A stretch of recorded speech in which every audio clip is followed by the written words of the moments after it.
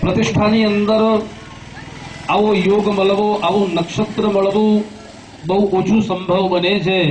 શ્રવણ નક્ષત્ર એ ભગવાન શિવનું છે અને જેમ નવા ભવનની અંદર વાસ્તુને ધ્રુવનું પૂજન થાય એટલે એ ઘર અખંડ રહે, આકાશની અંદર ધ્રુવનો તારો એ અવિચલ છે, એમ આ ભગવાનનું મંદિર સદૈવ સ્થિર અવિચલ રહે એ માટે આજે ધ્રુવ યોગની અંદર ભગવાનની અહીંયા પ્રતિષ્ઠા થવાની છે.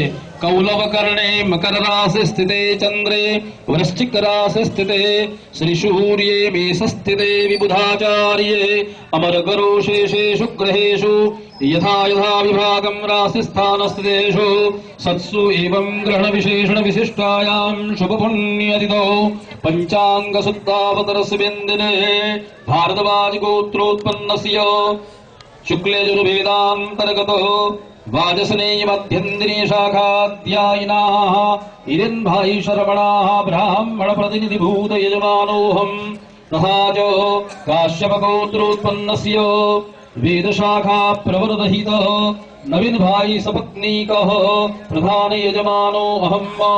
હવે દરેકે પોતપોતાનું નામ અહીંયાથી મનમાં બોલવાનું છે. એ નામને આ જાહેર પ્રગટ કરવાનું નથી. અમારા શાસ્ત્રના નિયમ પ્રમાણે પત્ની પોતાના પતિનું નામ ન બોલી શકે અને પતિ પોતાના પતિનું નામ ન બોલી શકે.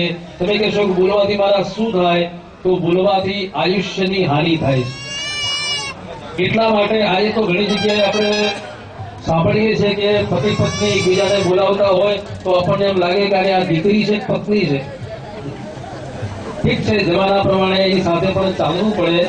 એટલે અહીંયા તમે યજમાન તરીકે બેઠા છો એટલે તમારું નામ ભગવાનના ચોપડે લખાવવું જોઈએ.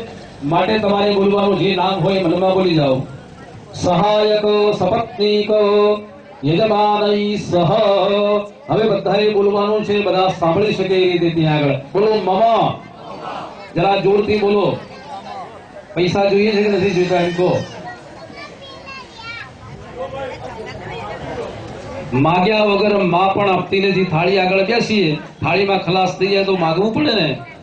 એમ દેવની પાસે માગવું પડે, કેટલુંક માગવું પડે અને કેટલુંક માગ્યા વગર મળે. માગ્યા વગર મળે ત્યારે સમજવાનું કે ઈશ્વરની કૃપા, એનો અનુગ્રહ છે. એટલા માટે તમારી પાસે બોલાવું છું. બોલો આત્મન